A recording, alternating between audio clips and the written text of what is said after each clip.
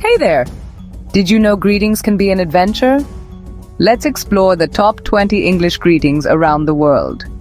Starting with the classic hello from the United States. It's simple, but it works every time. Moving to the cheerful hiya from the UK. It's like a hug in a word. The friendly Gday from Australia. Say it with a smile and a surfboard. The warm howdy from Texas. Perfect for a rodeo or a barbecue. And the cool hey from Canada. It's as friendly as a maple leaf. Now let's add a few more. In Ireland, you might hear, "What's the crack?"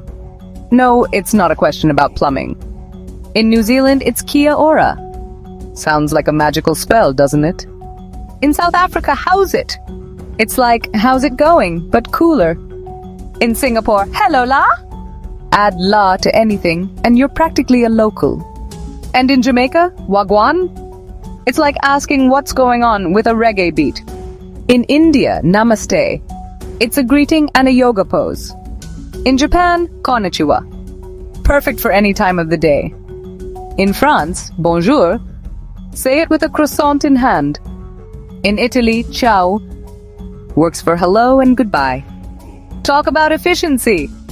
In Germany, hello. Simple and straightforward, just like their engineering. In Brazil, oi. It's short, sweet, and samba ready. In Russia, privet. Say it with a serious face for full effect. In South Korea, annyeong. It's like saying peace to everyone you meet. In Spain, hola. It's short, sweet, and universally understood. In Greece, yasu. It's like saying cheers but without the drink. In Egypt, alan. It's as warm as the desert sun. Each greeting is unique and reflects the culture of its country. So next time you travel, try out these greetings and watch the smiles you get. Happy greeting!